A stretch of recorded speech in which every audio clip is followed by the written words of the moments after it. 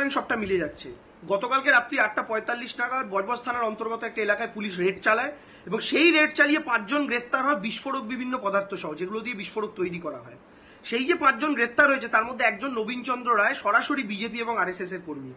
এখন আমি স্পষ্ট করে বলতে চাই, গতকালকের ঘটনা, শুভেন্দু অধিকারী কমিশনারেটে যাওয়া, সুকান্ত মজুমদারের উস্কানিমূলক বক্তব্য, তাদের মহেশতলায় যেতে চাওয়া এবং গতকাল মহেশতলার একদম পাশে বজবজ থেকে বিজেপি কর্মীর বিস্ফোরক সহ গ্রেপ্তার হওয়া, কে বলতে পারে বিস্ফোরকগুলো মহেশতলায় ব্যবহার করার জন্য তৈরি হচ্ছিল না?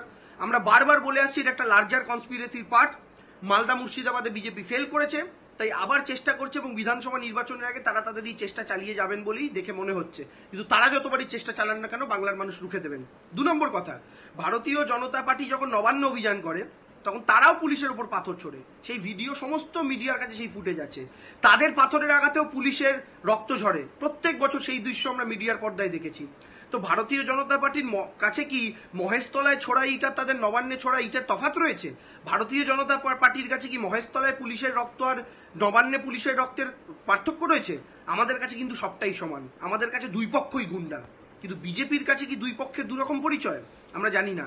একটাই আপনারা রাজনৈতিক দল হিসাবে করছেন বলে ওটাকে বীরত্ব হিসাবে দেখছেন, আরেকটাকে বাংলার লজ্জা হিসাবে দেখছেন, কারণ বিশেষভাবে কোনো একজনকে, কোনো একটা গোষ্ঠীকে টার্গেট করতে সুবিধা হচ্ছে। তাই আমরা যে ধর্মেরই হোক, যে জাতেরই হোক, যে রাজনৈতিক দলেরই হোক, গুন্ডাদের, বদমাইশদের বাংলার পুলিশ রেয়াত করেনি, করবেও না। করার ইচ্ছে থেকে পুলিশের বর্দিটা খুলে ফেলুন, এসে তৃণমূল কংগ্রেসের মতো নেতাদের মতো প্যান্ট শার্ট পরে বা হাতে তৃণমূল কংগ্রেসের হাওয়াই চটি নিয়ে তারপরে রাজনীতিটা করুন। যদি ক্ষমতা থাকে রাস্তায় বলবো, আরএসএস যদি মনে করে, আমি আরএসএস কে এখান থেকে আবেদন জানাবো যে এই পুলিশের বিরুদ্ধে মানহানির মামলা করুন আরএসএস এর নাম জড়ানোর জন্য। রাহুল গান্ধীও বহু জায়গায় এরকম জড়ানোর পর রাহুল গান্ধীকে কোর্টে গিয়ে ক্ষমা চাইতে হয়েছে, এই পুলিশকেও ক্ষমা চাইতে হবে। আমার প্রশ্ন হচ্ছে, সেই লুঙ্গি পরা লোকটা, যে লোকটা এই মা তুলসীকে উৎপাদিত করেছিল, সেই লোকটি আরএসএস এর কোন অর্গানাইজেশনে কাজ করে? এটা ডায়মন্ড হারবারের গর্ধব এসপিকে বলতে হবে। তোমরা দেখলেন পুরো ভিডিওটি। দেবাংশু ভট্টাচার্য কি বলল আইটি সেলের ইনচার্জ এবং সুকান্ত মজুমদার। দেবাংশু ভট্টাচার্য যে কথাগুলো বলেছেন, বিজেপি একদিন পুলিশকে খুব মার মেরেছিল নবান্নতে। এক সময় পুলিশকে খুব মেরেছে, অত্যাচার করেছে পুলিশের উপর। সেই অত্যাচারটা আজকের পুলিশের উপর হয়েছে ফের মহেশতলাতে। হ্যাঁ, সেই দুটো বিষয়ের মধ্যে কোনো ফারাক নেই।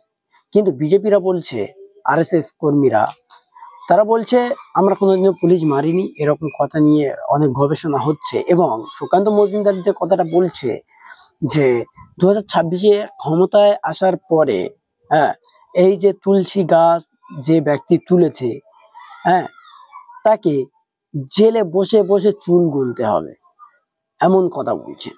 হ্যাঁ, কিন্তু যেই ব্যক্তি তুলসী গাছটা তুলেছে, খবরের মাধ্যমে জানা যাচ্ছে সে আরএসএস এরই কর্মী, সে আরএসএস এরই কর্মী। কিন্তু সুকান্ত মজুমদার সে কথাটাকে সাইড করে দিয়ে উনি এখন বলতে যাচ্ছে যে না, এ আরএসএস এর কর্মী নয়, এ টিএমসির কর্মী কিংবা কোনো মুসলিম।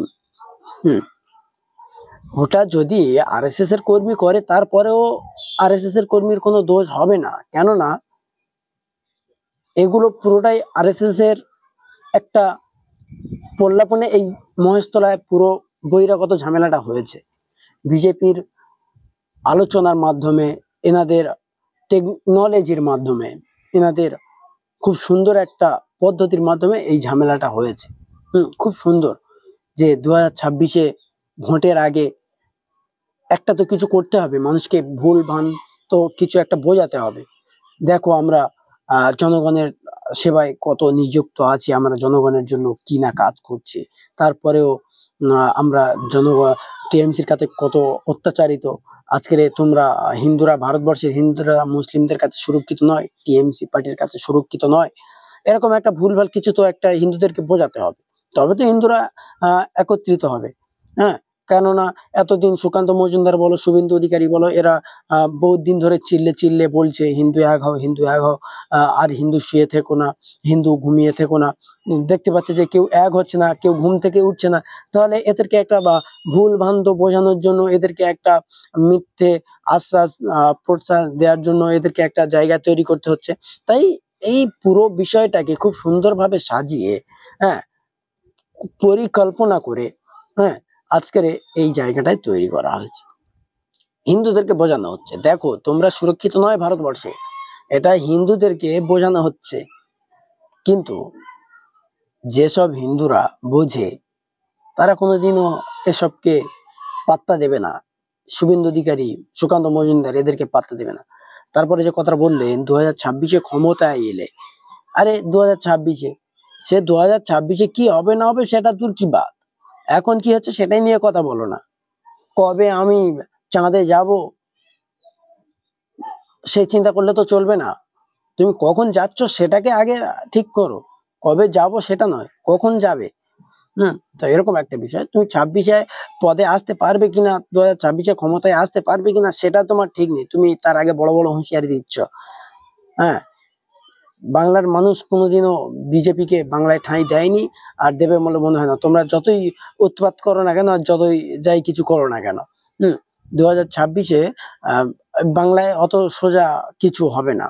হ্যাঁ, বাংলায় এইসব বিজেপি থাকবে না আর এদেরকে রাখবে না। আর এইসব বিজেপিদের কথায় কেউ পা দেবেন না, আমি এতটুকুই বলবো। দেখা হচ্ছে পরের ভিডিওতে।